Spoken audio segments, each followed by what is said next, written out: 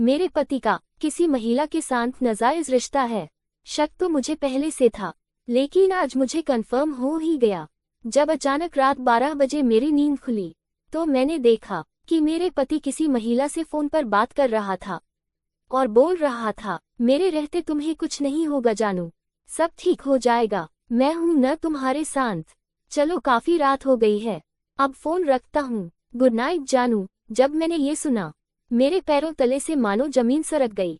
जब वो बेडरूम में आया तो मैंने सोने का बहाना कर लिया।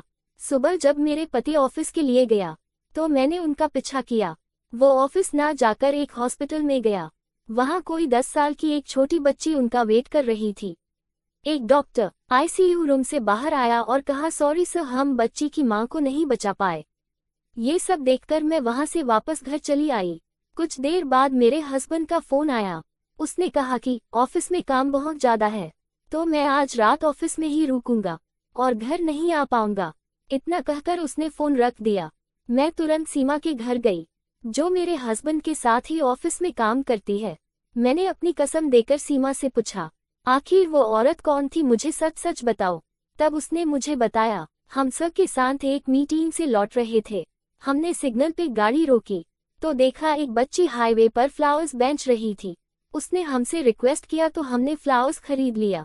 हमने पूछा, इन पैसों का क्या करोगी? तब उसने कहा, जब मेरे पास बहुत सारे पैसे हो जाएंगे तो मैं एक बड़े से हॉस्पिटल में मां का इलाज कराऊंगी। उस बच्ची का जवाब सुनकर हमारे आंखों से आंसू बहने लगे थे। उसने कहा, तुम अगर ये सारे फ्लावर्स मुझे दे दोगी तो उसके बदले में मैं तुम्हारी मां का एक बड़े से हॉस्पिटल में इलाज कराऊंगा। इतना सुनकर उस बच्ची ने झट से सारे फ्लावर्स हमें दे दिए और बोली, अब चलो मेरी मां को हॉस्पिटल लेकर।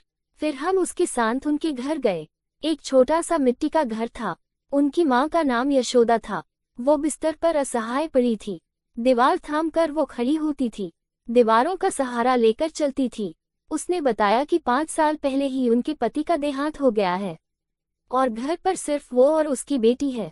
उसने कहा कि वो घर घर जाकर झाड़ू पोंछा और बर्तन साफ करने का काम करती थी, पर अब वो बीमार है और 6 महीने से बिस्तर पर पड़ी है। सरकारी अस्पताल वालों ने कहा कि यहाँ तुम्हारा इलाज नहीं हो सकता, किसी बड़े प्राइवेट हॉस्पिटल में जाओ। हमारे पास इतने पैसे नहीं थे तो हम कोई हॉस्पिटल गए ही नहीं। उनकी बातें सुनकर हमें अपनी अमीरी पर शर्म आने लगी थी। हम तुरंत उसे हॉस्पिटलाइज्ड किए, पर तब तक काफी देर हो चुकी थी। उसे ब्लड कैंसर था। डॉक्टर ने कहा उसके पास ज्यादा से ज्यादा 1 से 1.5 महीने का ही समय बचा है। सने डॉक्टर को आखिरी समय तक उसे एडमिट रखने को कहा था, लेकिन आज सुबह ही उसकी मौत हो गई। मैं ये सारी बातें सुनकर बिल्कुल स्तब्ध रह गई।